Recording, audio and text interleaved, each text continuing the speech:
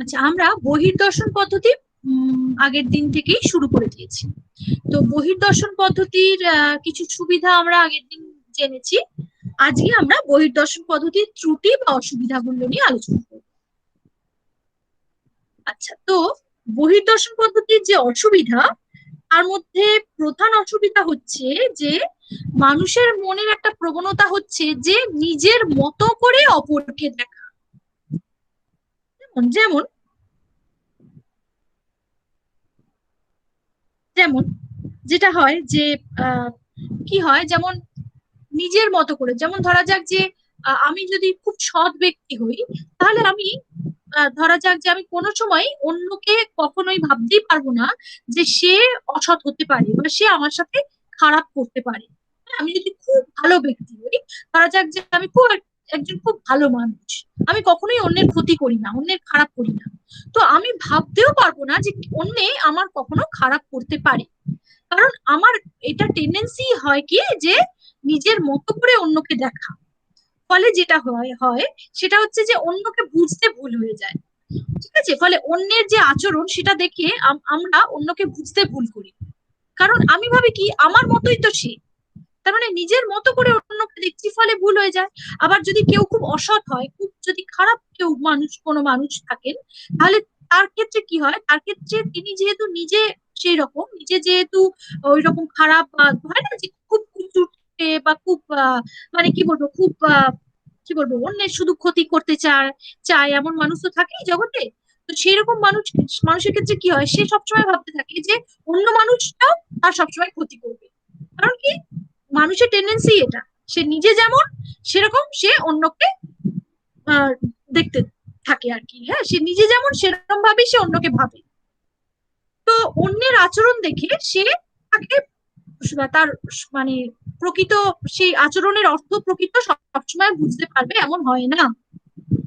এমন হয়তো হতে পারে যে একজন সৎ ব্যক্তি, যেহেতু তিনি নিজে সৎ, যেহেতু তিনি তিনি নিজে ভালো, তিনি অন্যের আচরণ দেখে তাকেও খুব ভালো বা খুব সৎ বলে মনে করতে পারে। তিনি অন্যের আচরণ দেখে তাকে বিচার করতে পারলেন না, কিন্তু হয়তো দেখা গেল কি তিনি ঠকে গেলেন। হ্যাঁ, হয়তো দেখা গেল যে ওই অপর ব্যক্তিটি তার সাথে খুব সুন্দর করে কথা বললেন, খুব মিষ্টি করে কথা বললেন, আর এই যে সৎ ব্যক্তি, তিনি যেহেতু নিজে সৎ, তিনি নিজে অন্যকে বুঝতে পারলেন না, ফলে তিনি ঠকে গেলেন।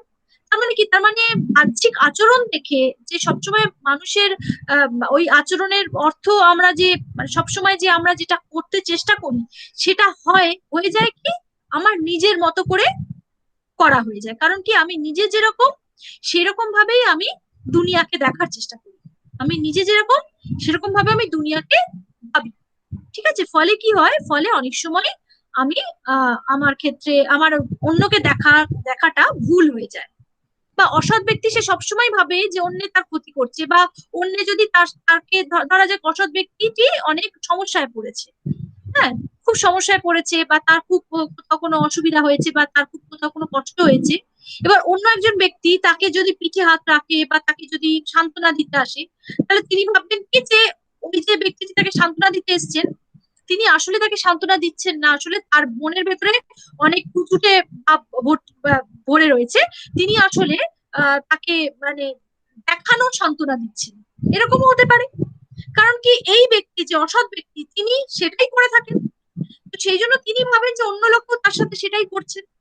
তো তার মানে কি, তার মানে যেটা হয় মানুষের, যে আমি যদি সবসময় অপরের বাহ্য দর্শন করে তার মনোভাব বোঝার চেষ্টা করি, তাহলে অনেক ক্ষেত্রে আমাদের ভুল হয়ে যাওয়ার সম্ভাবনা দেখা যায়।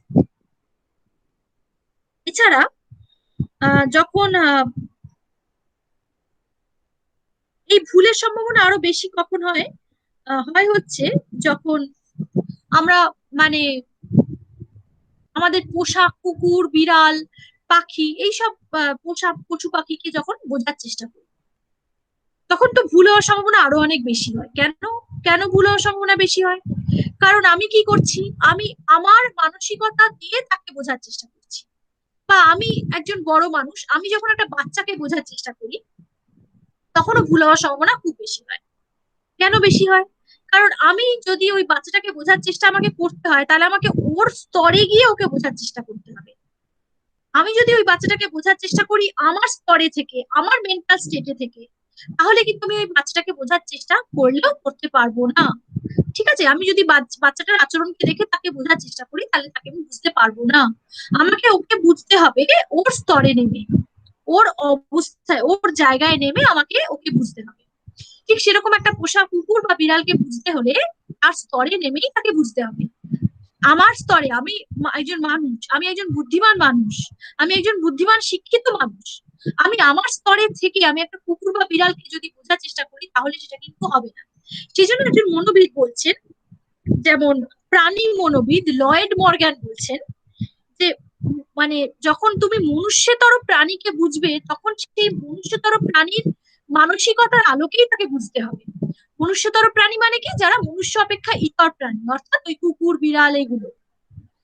তো মনুষ্য অপেক্ষা ইতর প্রাণী যারা, তাদেরকে বুঝতে হলে তার অবস্থায়, তার জায়গায় গিয়েই তাকে বুঝতে হবে, তার জায়গায় নেমে তোমাকে তাকে বুঝতে হবে। তুমি তোমার জায়গায় থেকে, তুমি তোমার মানসিকতার আলোকে তাকে কখনোই বুঝতে পারবে না।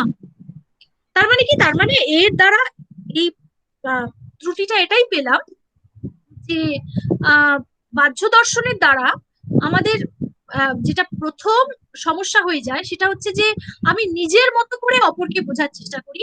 সেই জন্য কি হয়, সেই জন্য আমার প্রতি ক্ষেত্রে ভুল হয়ে যায়। কারণ নিজের মতো করে অপরকে বুঝতে গেলে আমি যেরকম আমার মানসিকতার আলোকেই আমি অপরকে সেরকম ভাবেই বোঝার চেষ্টা করতে থাকি, তাতেই ভুল হয়ে যায়। একজন সৎ মানুষ অপরকেও সৎ বলে মনে করবেন, একজন অসৎ মানুষ সবাইকেই অসৎ বলে মনে করবেন। ফলে কি হয়, ফলে অপরের মনোভাব বুঝতে অসুবিধা হয়ে যায়। একজন সৎ মানুষ যদি অপর মানুষকে তার দিকে এগিয়ে আসতে পারে, তার প্রতি কোনো সহানুভূতিশীল আহ মানে মানে তিনি দেখেন যে অন্য মানুষ তার দিকে সাহায্যের হাত বাড়িয়ে দিচ্ছেন, বা তাকে সহানুভূতি দেখাচ্ছেন কোনো একটা বিশেষ ক্ষেত্রে, তাহলে এই সৎ মানুষটি কিন্তু ভাববেন কি এটা সত্যি সত্যি বুঝি উল্টো দিকের লোকটা করছে। এমন হতেই পারে যে উল্টো দিকের লোকটা সত্যি সত্যি সেটা করছে। আবার এমন হতে পারে যে উল্টো দিকের লোকটার মনের ভেতরে আসলে কিন্তু কোনো সহানুভূতি নেই, আসলে কিন্তু রয়েছে হিংসা। ঠিক আছে, তিনি হয়তো দেখিয়ে এই লোক অপর ওই সৎ লোকটিকে দেখিয়ে তার তার প্রতি সহানুভূতিশীল হচ্ছে, আসলে কিন্তু এই যে অপর লোকটির মনের ভেতরে ওই সৎ ব্যক্তিটির জন্য কোনো সহানুভূতিও নেই, কোনো ভালোবাসাও নেই, আসলে হিংসা রয়েছে অনেক। কিন্তু এই সৎ ব্যক্তিটি সেটা হয়তো বুঝতে পারলেন না, ফলে হয়তো দেখা যায় কোনো কোনো ক্ষেত্রে এই সৎ ব্যক্তিটি ঠকে গেলেন। তাই না? তার মানে কি? তার মানে আমি মানুষের বাহ্যিক আচরণ দেখে তাকে বোঝার চেষ্টা করবো এবং সেটা যে সবসময় ঠিক হবে তা কিন্তু বলাটা যায় না। কারণ বাহ্যিক আচরণ অনেক সময় আমাদের কি হয়, বাহ্যিক আচরণ দেখে কোনো মানুষকে চিনতে হলে সেটা কিন্তু অনেক সময় আমাদের ভুল হয়ে যায়। শুধু মানুষকেই নয়, পশু পাখিকেও বুঝতে গেলে বাহ্যিক আচরণ দেখে আমি যদি পশু পাখিকে বুঝতে যাই, তাহলেও কিন্তু সেটা ঠিক হবে না। আমাকে পশু পাখিকে বুঝতে গেলে আমার আমাকে কি করতে হবে না, তাদের স্তরে নেমে গিয়ে আমাকে তাদের বোঝার চেষ্টা করতে হবে। ইভেন একটা বাচ্চাকেও বুঝতে হলে আমি যদি আমার স্টেটে থাকি, তাহলে আমি সেই বাচ্চাটাকে বুঝতে পারবো না।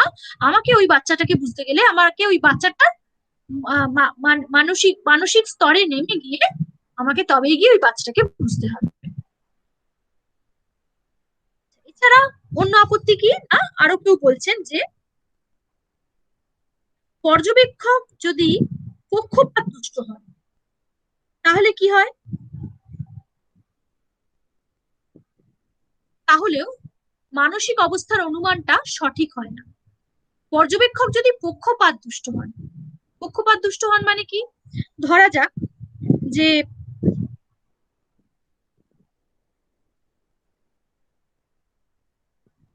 এটাও এরকম বলা যেতে পারে যে ধরা যাক একজন বাবা, আহ, তিনি তার ছেলেকে, তার ছেলের বাহ্যিক আচার আচরণ দেখে তার ছেলেকে ভীষণভাবে বুদ্ধিমান বলে মনে করেন। ধরা যাক যে সে ছেলেটা উচ্চ মাধ্যমিকে, মানে হয়তো দেখা যাক যে সে মাধ্যমিকে কোনোভাবে পাশ করলো এবং হয়তো কোনো কোনো সাবজেক্টে ভালোই বেশ পেলো, হয়তো দেখা যায় সায়েন্স সাবজেক্টও তার ছেলেটার ভালোই রয়েছে। কিন্তু ছেলেটা দেখায় তার থেকে আরো বেশি, সে হয়তো দেখায়, তার বাবাকে দেখায় যে সে অনেক কিছু বোঝে, বা তার মাকে দেখায় যে সে অনেক কিছু বোঝে, অনেক কিছু জানে, হ্যাঁ, তার অনেক জ্ঞান। হ্যাঁ, সে পায়নি কোনোভাবে পরীক্ষায়, সে হয়তো কোনোভাবে পরীক্ষায় হয়তো লিখে উঠতে পারিনি বা লেখা শেষ করতে পারিনি, কিন্তু তার জ্ঞান অনেক। হ্যাঁ, বা তার এমন এমন কিছু সে দেখায়, তার বাহ্যিক আচরণে এমন কিছু প্রকাশ করে যার ফলে হয়তো পুত্র স্নেহে অন্ধ পিতা ওই ছেলেটিকে, হয়তো তার নিজের ছেলেকে সেই পিতা হয়তো খুব বুদ্ধিমান বলে মনে করেন। খুব বুদ্ধিমান বলে মনে করার ফলে কি হবে, সেই ছেলেকে তিনি সায়েন্স সাবজেক্টই পড়তে পাঠাবেন। যেভাবেই হোক তাকে ভালো কলেজে অ্যাডমিশন নিয়ে সায়েন্স সাবজেক্টেই তাকে দেবেন। সে ছেলেও হয়তো সায়েন্স নিয়ে ভর্তি হয়ে গেল, কিন্তু তারপরে আর পারলো না। কিন্তু এই পিতা বা এই বাবা তিনি ভেবেছিলেন কি তার ছেলে দারুণ বুদ্ধিমান। কারণ কি, তিনি তার ছেলের বাহ্যিক আচরণ দেখে তাই ভেবেছিলেন। কারণ কি, কারণ বাপ মায়েরা অনেক ক্ষেত্রেই দেখা যায় ভীষণভাবে পক্ষপাত দুষ্ট হন। পক্ষপাত দুষ্ট মানে কি, তিনি আসলে ভাবতেই পারেন না যে তার মানে মানে ভাবতে চানও না, ভাবতে পারেনও না, ভাবতে চান না, এবং সবসময় ভাবেন যে তার ছেলে বা মেয়েটা একটা জায়গায় একটা ভালো রেজাল্ট করেছে মানে তার খুব বুদ্ধি। এবার খুব বুদ্ধি ভেবে নেওয়ার ফলে কি হচ্ছে, তাকে হয়তো এমন একটা সাবজেক্ট দিয়ে দেওয়া হলো যে সাবজেক্টটা আসলে সেই ছেলেটার বা সেই মেয়েটার মাথার উপর দিয়ে যাচ্ছে, কিন্তু জোর করে তাকে ওই সাবজেক্টটা দিয়ে দেওয়া হলো। কিন্তু সেই ছেলেটা বা মেয়েটা সেই সাবজেক্টের কিছু ধরতেই পারলো না এবং ফেল করে গেল।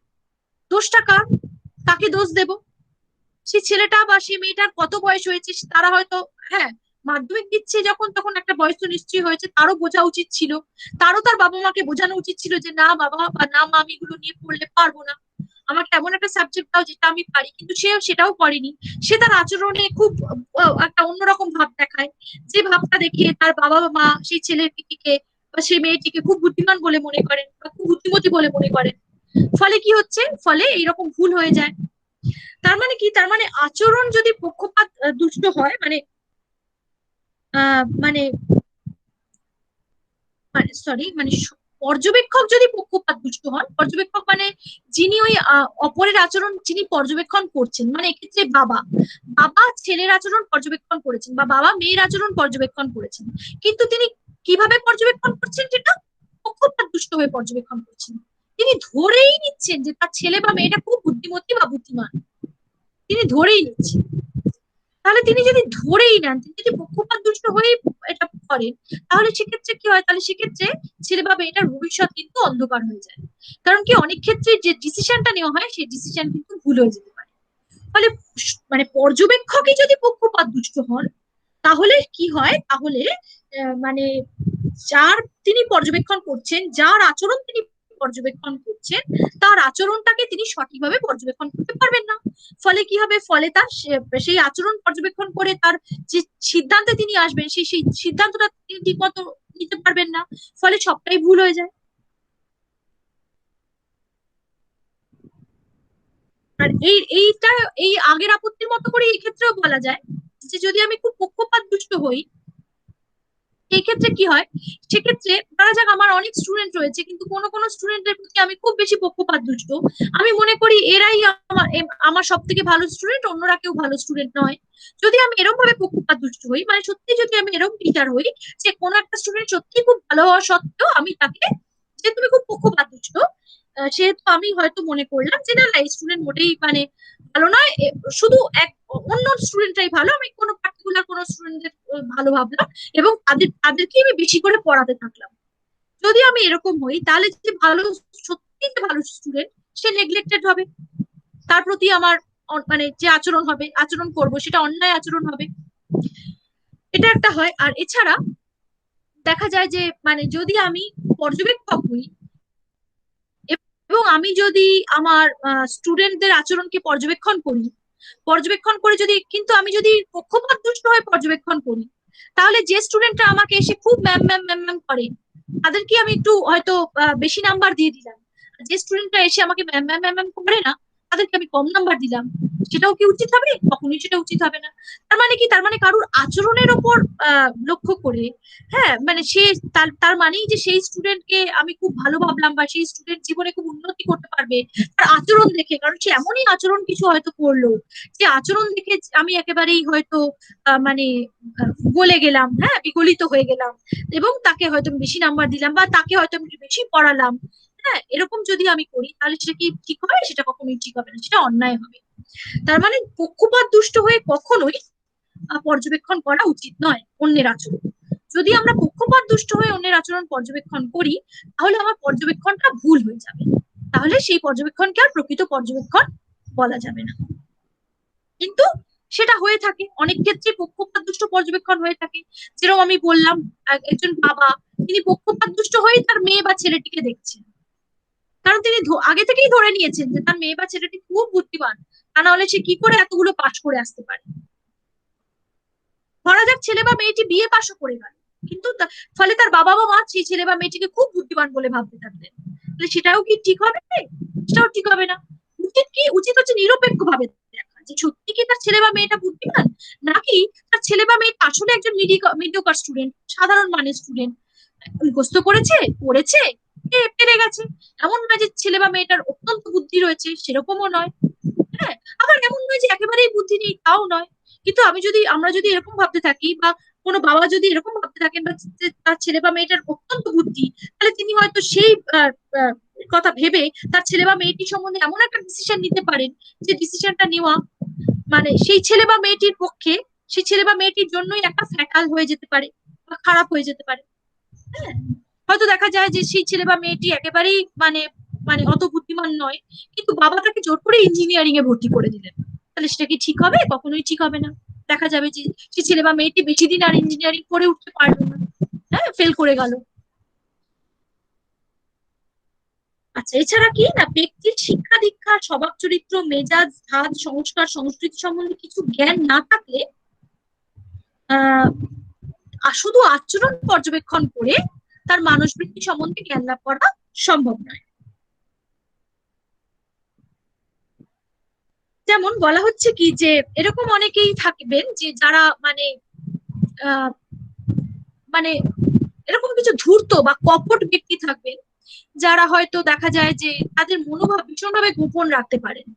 হ্যাঁ, ভীষণভাবে মনোভাব গোপন রেখে হয়তো মুখে হয়তো হাসি দেখালো, কিন্তু হয়তো দেখালো যে যে আমি খুব আনন্দিত হয়েছি, তোমার তোমার ভালো হয়েছে তাতে আমি খুব আনন্দিত হয়েছি। কিন্তু হয়তো প্রকৃতপক্ষে সেই ব্যক্তিটি হয়তো মোটেই আনন্দিত হয়নি, তিনি তিনি হয়তো ঈর্ষান্বিত হয়েছেন, অনেক বেশি হিংসা তার মনের ভেতরে এসে জমেছে, কিন্তু তিনি বাইরে সেটা প্রকাশ করলেন না। তিনি দেখালেন যে তিনি ভীষণ আনন্দিত হয়েছেন, তার মনের ভেতরে কোনো হিংসা নেই, তিনি বাইরে হয়তো সুন্দরভাবে হাসলেন, সুন্দরভাবে কথা বললেন, এরকম তো দেখা যায়। তার মানে কি, তার মানে কোনো ব্যক্তির আচরণটাই শেষ কথা বলে ধরে নিলে আমাদের নানাভাবে ঠকতে হতে পারে। নানাভাবে ঠকতে হতে পারে মানে মানে আমি যদি কোনো ব্যক্তির শুধু আচরণ দেখেই তাকে বোঝার চেষ্টা করি, এবং তার সংস্কার, তার ধাঁচ, হ্যাঁ, তার রুচি, এই সম্বন্ধে কোনো কিছুই আমি আগে থেকে না জানি, সে কোনটা ভালোবাসে, সে কোনটা ভালোবাসে না, তার সংস্কারটা আসলে কি, সে কোন ধরনের মানুষ, এগুলো যদি আমি না জানি আগে থেকে, বা তার সে কোন সংস্কৃতি থেকে, কোন সংস্কার থেকে সে এসছে, তার মেজাজ কি রকম, হ্যাঁ, সে কোন প্রকৃতির মানুষ, এগুলো যদি আমি আগে থেকে না জানি, তাহলে শুধু তার আচরণটাকে দেখেই আমি তাকে বিচার করে যদি নিই, তাহলে সেটা আমার ভুল হয়ে যাবে। ঠিক আছে, সেক্ষেত্রে আমার তাকে বিচার করাটা ভুল হবে। তাছাড়া অনেক মানুষই, আমি যেটা বললাম, অনেক মানুষই আমি দেখতে পাই যে তারা তাদের হয়তো আসল মনোভাবকে গোপন রেখে বাইরে একটা অন্য মনোভাব আমাদের কাছে দেখাচ্ছেন, তাহলে সেক্ষেত্রেও সেই মানুষকে বুঝতে আমাদের ক্ষেত্রে ভুল হয়ে যেতে পারে। আচ্ছা, এছাড়া আরো সমালোচনা করে বলা হচ্ছে যে এমন কিছু কিছু মানুষ বৃত্তি আছে যাদের বাহ্যিক প্রকাশ একই ভাবে হয়। যেমন অশ্রুমোচন দুঃখেও হয়, আবার আনন্দেও হয়। আবার লাফালাফি চিৎকার যেমন রাগেরও প্রকাশ, তেমন আনন্দেরও প্রকাশ। ধরা যাক আমি খুব আনন্দ পেয়েছি, তাহলে আমি খুব লাফালাফি শুরু করে দিয়েছি। বাচ্চাদের ক্ষেত্রে যেটা হয়, খুব আনন্দ হলে তারা হয়তো লাফালাফি শুরু করে, আবার খুব রাগ হলেও অনেকে লাফালাফি শুরু করে দেয়। তার মানে কি, তার মানে আনন্দের প্রকাশটা লাফালাফি যেমন হয়, রাগের প্রকাশটাও কিন্তু তেমন লাফালাফি হতে পারে। আনন্দের প্রকাশ করতে গিয়েও মানুষ যেমন চিৎকার করে করে কথা বলছে, খুব হই হল্লা করছে, তেমন রাগ করতে গিয়েও মানুষ এরকম ভাবে চিৎকার করে, হই হল্লা করে দেখা যায়। আবার অনেকে দেখা যায় যে খুব আনন্দ হলো, কেঁদে ফেললো, এরকম দেখা যায়। ঠিক সেরকম দুঃখ হলেও মানুষ কেঁদে ফেলে, সেটাও আমরা দেখি। তার মানে কি, তার মানে দেখা যায় যে অনেক ক্ষেত্রেই একই মানুষ বৃত্তির কিন্তু বহিঃপ্রকাশটা সরি আলাদা মানুষ বৃত্তিগুলো আলাদা কিন্তু বহিঃপ্রকাশটা এক, এরকম হয়। মানুষ বৃত্তিগুলো আলাদা কিন্তু তার বহিঃপ্রকাশটা এক। রাগ নামক মানুষ বৃত্তিটা আলাদা কিন্তু তারও প্রকাশ লাফালাফি। আবার আহ, আনন্দ নামক মানুষ বৃত্তিটা আলাদা কিন্তু তারও প্রকাশ লাফালাফি, এরকম হতে পারে। বা ওদিকে দুঃখ নামক মানুষ বৃত্তিটা আলাদা কিন্তু তারও প্রকাশ চোখ দিয়ে জল পড়া। আবার আহ মানে আনন্দ নামক মানুষ বৃত্তিটা আলাদা কিন্তু তারও প্রকাশ হয়তো দেখা যাচ্ছে যে চোখ দিয়ে জল পড়া। তাহলে আমি কিভাবে দুটোকে আলাদা করব? কিভাবে আমি বাহ্যিক প্রকাশ দেখেই আমি বুঝতে পারবো যে ব্যক্তিটির মনের ভেতরে কি চলছে? সে আনন্দিত হয়েছে না সে দুঃখিত হয়েছে? সে মানে আনন্দিত হয়ে চেঁচাচ্ছে, লাফাচ্ছে, নাকি সে রাগের চোটে চেঁচাচ্ছে বা লাফাচ্ছে? কিভাবে আমি বুঝবো?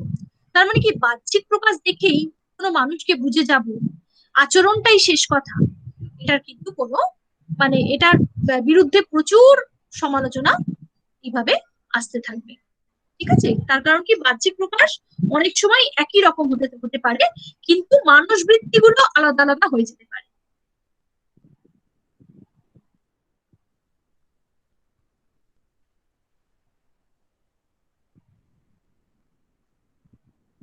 এছাড়া যেটা বলা হয়েছিল যে পর্যবেক্ষণের মাধ্যমে নির্জ্ঞানের নির্জ্ঞান মনের সম্বন্ধে আমাদের একটা ধারণা আমরা করতে পারি। কারণ কি নির্জ্ঞান মনের যে মানুষ বৃত্তিগুলোর বিকৃত কিছু প্রকাশ থাকছে, যেমন ভুলে যাওয়া, হ্যাঁ, বা হয়তো মানে বিভিন্ন রকম নানা রকম কিছু বিকৃত প্রকাশ থাকে। নির্জ্ঞান নির্জ্ঞান মন বলে একটা মন রয়েছে আমরা জানি।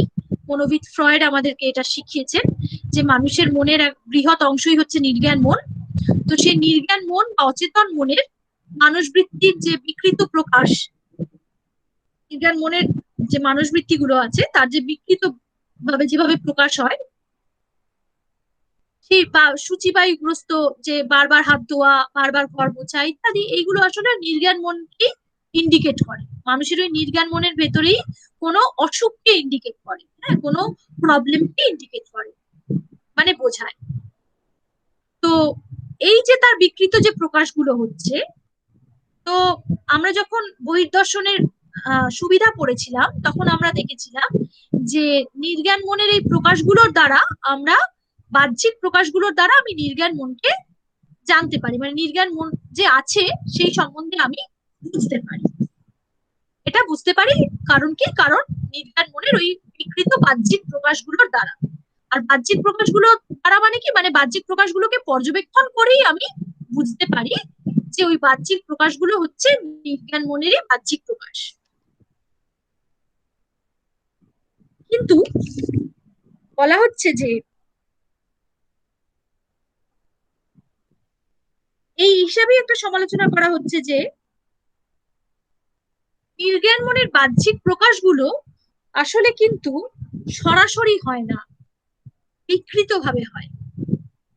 সরাসরি হয় না, বিকৃত ভাবে হয়, যেমন ভুল ভ্রান্তির মাধ্যমে হয়, রোগ বিভিন্ন রকম রোগ লক্ষণের মাধ্যমে হয়, হ্যাঁ, বিকৃত ভাবে হয়, সরাসরি হয় না। তো সেগুলো যে বিকৃত ভাবে যে প্রকাশগুলো যেগুলো হচ্ছে তার মাধ্যমে আমি মানে নির্জ্ঞান মনকে মানে বুঝবো, এটা কিন্তু সম্ভব নয়। কারণ কি, কারণ হচ্ছে যে বাহ্যিক লক্ষণের দ্বারা মনের আহ মানে গভীরে যে নির্জ্ঞান মন, সেই নির্জ্ঞান মনকে আমি কিভাবে বুঝবো? বাহ্যিক লক্ষণের দ্বারা সেটা বোঝা কখনোই সম্ভব নয়। কারণ বাহ্যিক লক্ষণ মানে নির্জ্ঞান মনের যে বাহ্যিক প্রকাশ, সেই প্রকাশগুলো হচ্ছে বিকৃত প্রকাশ। ফলে তার দ্বারা সাধারণ মানুষ নির্জ্ঞান মনকে বুঝতে পারবেন না। হ্যাঁ, তার দ্বারা সাধারণ মানুষের পক্ষে নির্জ্ঞান মনকে বোঝা সম্ভব নয়। এছাড়া বাহ্য দর্শন কি, বাহ্য দর্শন কিন্তু কখনোই স্বনির্ভর পদ্ধতি নয়। আর একটা অভিযোগ, বাহ্য দর্শন কখনোই স্বনির্ভর পদ্ধতি নয়। বাহ্য দর্শন হচ্ছে পরনির্ভর পদ্ধতি। কার উপর নির্ভর করে আছে না, অন্তর্দর্শনের উপর। অন্তর্দর্শন না হলে বাহ্য দর্শন সম্ভব নয়। অন্তর্দর্শন হলে তবে মাত্রই বাহ্য দর্শন সম্ভব। কোনো ব্যক্তি নিজের মনের অন্তর্দর্শন করার পরেই তবেই সে অপরের বাহ্য দর্শন করে অপরের মন সম্বন্ধে একটা অনুমান করতে পারে, আদারওয়াইজ নয়। তো বাহ্য দর্শনকে মানে মনোবিদ্যার স্বনির্ভর পদ্ধতি বা একমাত্র পদ্ধতি বলাটাও ঠিক হবে না। কারণ কি, কারণ বাহ্য দর্শন হচ্ছে অন্তর্দর্শনের উপর নির্ভরশীল একটা পদ্ধতি।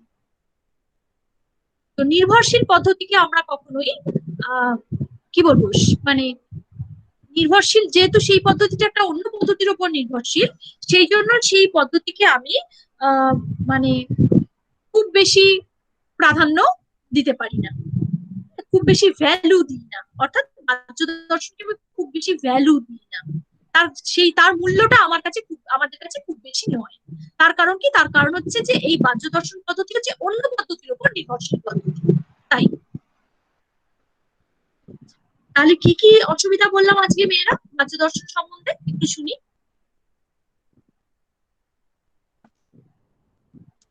ম্যাম বলবো? হ্যাঁ তানিয়া, অনেকদিন তানিয়া কিছু বলে। আমি রাখি।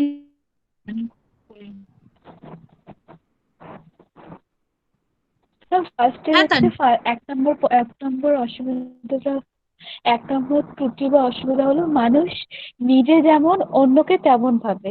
এবার যে সৎ ব্যক্তি সে অন্যকেও তার মতো সৎ ভাববে, হতেই পারে সে অন্য ব্যক্তি তার মতো না, অসৎ হয়তো অন্য কিছু আছে, কিন্তু যে সৎ ব্যক্তি সে তাকে সেরকম ভাববে। আবার যে অসৎ ব্যক্তি সে অন্যকে অসৎই ভাববে। এবার যে সৎও হয় সে যদি ভালো করতে যায়, এবার যেহেতু অসৎ ব্যক্তি নিজে অসৎ, সেই জন্য অন্যকে অসৎই ভাববে। এই থেকে বোঝা যায় যে মানুষের বাহ্যিক আচরণ দেখে আমরা সেটা বিচার করতে পারি না যে মানুষটা কেমন হবে। এবার ঠিক। আবার পশু পাখি বা কোনো শিশু এদের আচরণ দেখেও আমরা সঠিক বিবেচনা করতে পারি না। এক্ষেত্রে প্রাণী মনোবিদ লয়েড মর্গ্যান বলেছেন যে কোনো পশু পাখি বা শিশুকে বুঝতে গেলে আমাদেরকে তাদের স্তরে নেমে গিয়ে তারপর বুঝতে হবে। আমরা নিজেদের ভেরি স্তরে গুড। থেকে তাদেরকে কখনো বুঝতে পারবো না। একদম তানিয়া, তারপরে ভেরি। তারপরে সেকেন্ডটা বলবো। হুম। তারপরে সেকেন্ড ত্রুটি হলো পর্যবেক্ষণ যদি পক্ষপাত দুষ্ট হয়, ফলে তার আচরণ ফলে যদি পর্যবেক্ষণ যদি পক্ষপাত দুষ্ট হয়, ফলে যার আচরণ তিনি পর্যবেক্ষণ করছেন সেটা সঠিক হবে না। যদি সেই আচরণের উপর ভিত্তি করে কোনো সিদ্ধান্ত নেওয়া হয়, সেটা ফিউচারে ভুলই হবে। ফলে সেই পর্যবেক্ষণকে প্রকৃত পর্যবেক্ষণ বলে গণ্য করা হবে না। একদম। আর 3 নম্বর হচ্ছে ব্যক্তির মেজাজ, সংস্কার, জ্ঞান, রুচি, ভালো লাগা এইসব সম্বন্ধে আমার কোনো জ্ঞান না, মানে এইসব সম্পর্কে আমি না জেনে শুধু তার বাহ্যিক আচরণ দেখে মানে তার ব্যক্তিটা কেমন সেটা বিচার করতে পারবো না। 4 নম্বর হচ্ছে অনেক সময় আলাদা মানুষ ব্যক্তির বাহ্যিক প্রকাশ হয় মানে অনেক সময় মানুষ ব্যক্তিগুলো আলাদা হয় কিন্তু বাহ্যিক প্রকাশ এক হয়। যেমন আমরা অনেক সময় আনন্দতেও কাঁদি, দুঃখ পেলেও কাঁদি, অনেক সময় আনন্দতে আমাদের চোখ থেকে জল বেরিয়ে যায়, দুঃখতেও আমরা কাঁদি। তো এর ফলে এটা প্রমাণ হয় যে বাহ্যিক প্রকাশ দেখে আমরা মানসিক মানে মানুষকে বুঝতে পারবো না। 5 নম্বর হচ্ছে নির্জ্ঞান মনের বাহ। মানুষ। 5 নম্বর হচ্ছে নির্জ্ঞান মনের মানুষ, যে মানুষ মানে নির্জ্ঞান মনে যে মানুষ বৃত্তিগুলো আছে সেগুলো বিকৃত ভাবে প্রকাশ হয়, যার মাধ্যমে আমরা নির্জ্ঞান মনকে বুঝবো সেটা সম্ভব হয় না। কারণ বাহ্যিক প্রকাশগুলো বিকৃত ভাবে হয়, ফলে সাধারণ মানুষের পক্ষে নির্জ্ঞান মনের ওই স্তরে কি আছে সেটা বোঝা সম্ভব হয় না।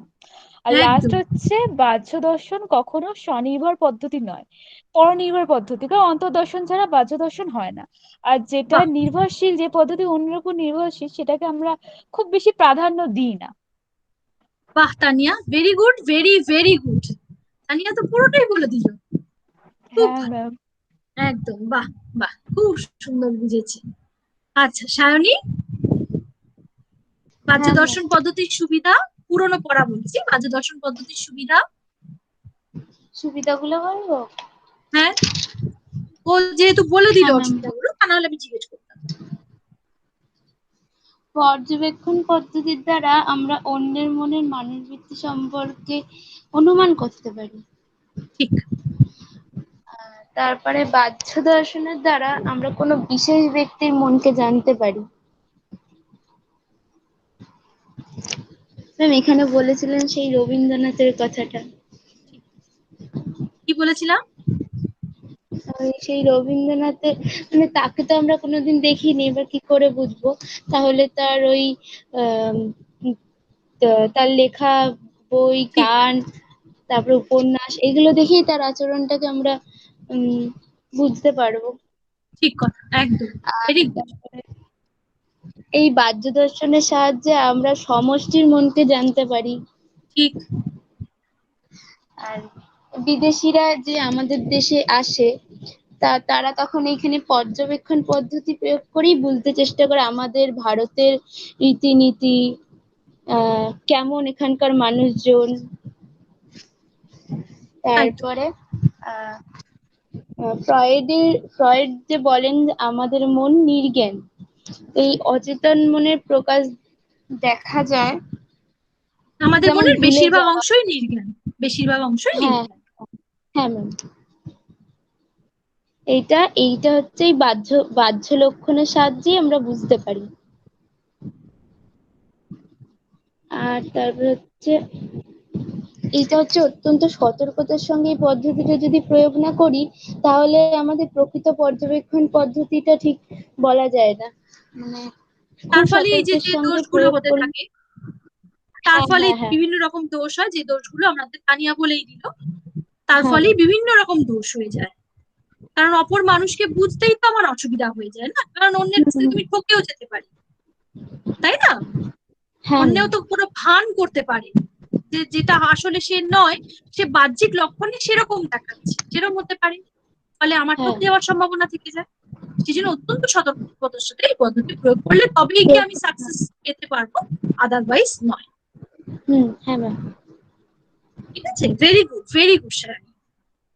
Thank you ma'am. আচ্ছা রাজিনা, রাজিনা, ঈশিতা, পড়াশোনা হচ্ছে না হচ্ছে না? রাজিনাকে বলবো না, রাজিনাদের রোজা চলছে, রাজিনাদের এই তো রাজিনা উপোসও করে রয়েছে, রাজিনা, রাজিনাকে আমি বলবো না, কিন্তু ঈশিতা,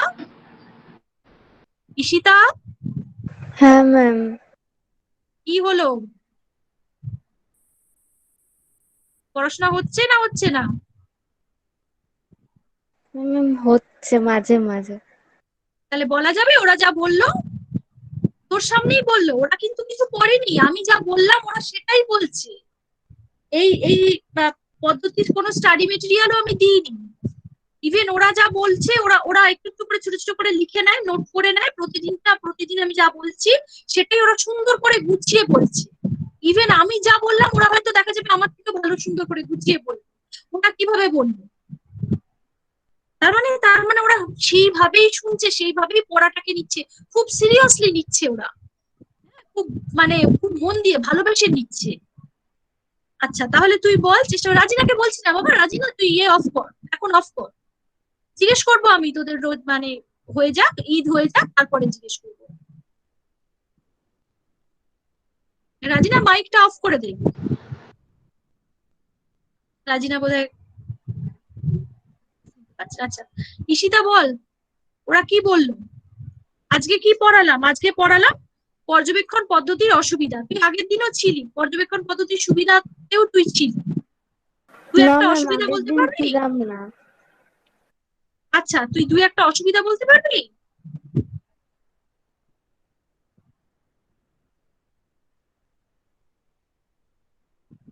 সীতা বলতে পারবি? না ম্যাম। কেন বলতে পারবি না? তুই তুই শুনলি না, শুনলি না, না শুধু রইলি? আমার বুঝিয়ে বলতে পারবো না। তুই না বুঝিয়েই বল। ওরা পারলো কি করে? ওরা কি তোর থেকে আলাদা? একই তো ক্লাসের স্টুডেন্ট সবাই,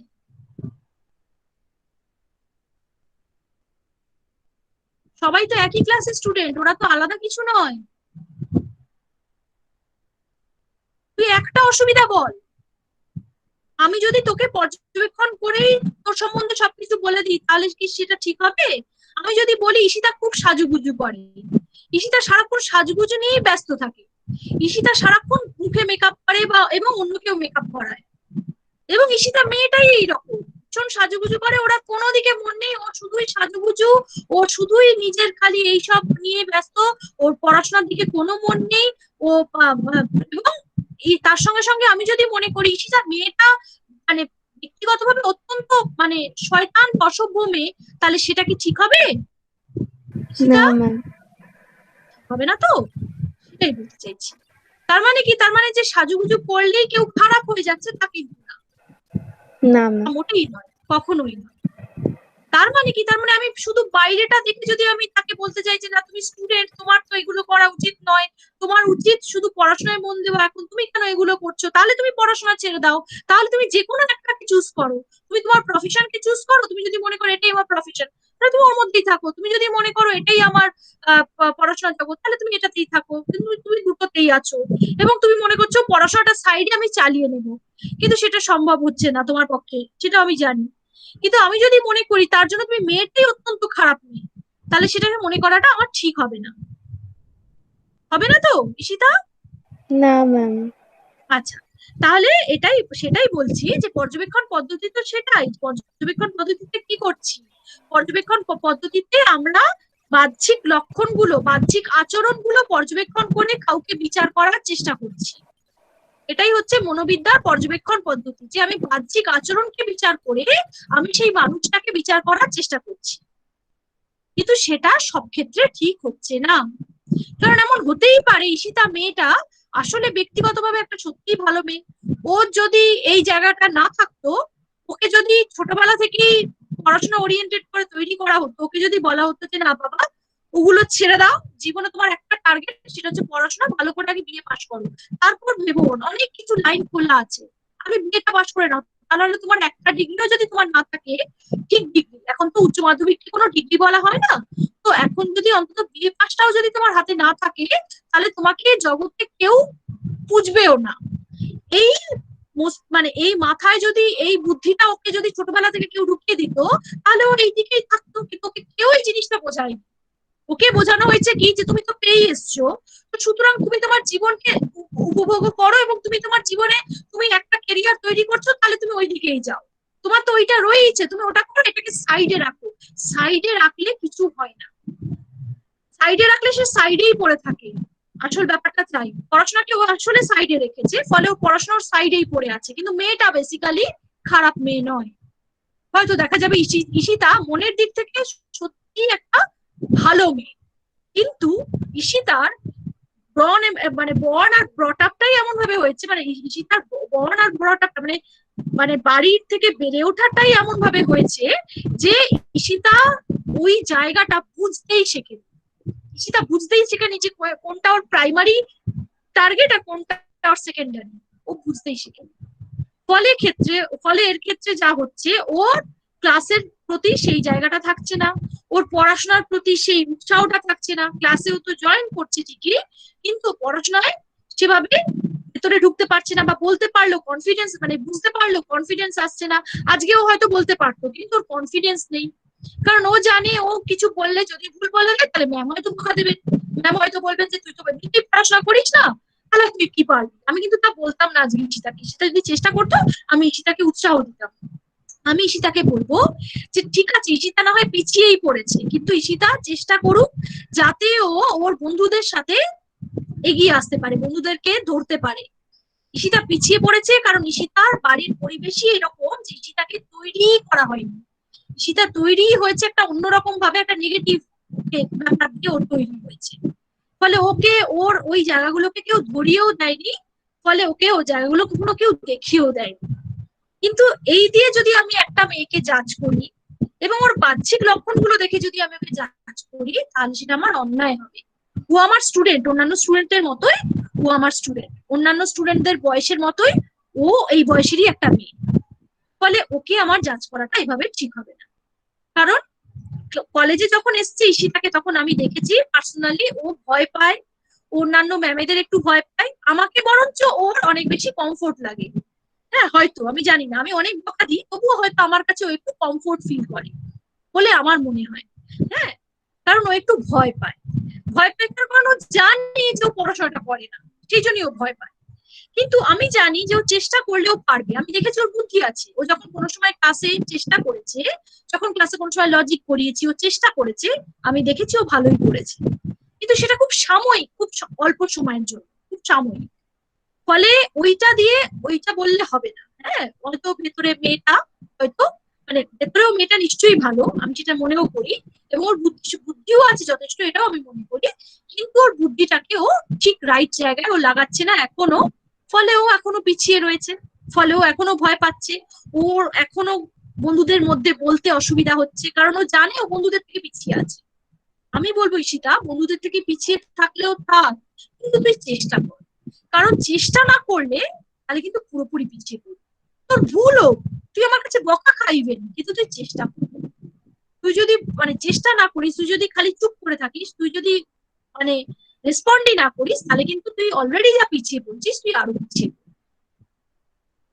আর যত এইভাবে ক্লাসে বলা যাবে, তত কি হবে, তত যেটা হবে সেটা হচ্ছে যে পরীক্ষার সময় আর মনে হবে না যে এই পড়াটা আমার তৈরি নেই, তখন মনে হবে আমাদের তো ক্লাসেই তৈরি হয়ে গিয়েছিল, আমাদের আর পড়ার দরকার কি। ইভেন তখন যদি আমার কাছে কোনো স্টাডি মেটেরিয়াল নাও থাকে, আমি মনে করবো আমার ক্লাসের কথা, ক্লাসে কি পড়েছিলাম, ক্লাসে আমি কি রেসপন্ড করেছিলাম ম্যামের সাথে সাথে, তাহলে কি হয়ে গেল, তাহলে আমার এখানে বিষয়টা তৈরি হয়ে গেল। কেমন? তো এইভাবেই আমি চাইবো সবাই এগিয়ে আসুক। আচ্ছা ঠিক আছে, পর্যবেক্ষণ পদ্ধতি খুব সুন্দরভাবে আমাকে সায়নী আমাকে মানে সুবিধাগুলো বলেই দিয়েছে, তানিয়া আমাকে অসুবিধাগুলো বলে দিয়েছে, ফলে পর্যবেক্ষণ পদ্ধতি খুব সুন্দরভাবে আমার কমপ্লিট হয়ে গেছে। ঠিক আছে, আজকের মতো তাহলে আমি শেষ করবো, শুরু হবে পরীক্ষণ পদ্ধতি। ঠিক আছে মেয়েরা? হ্যাঁ ম্যাম।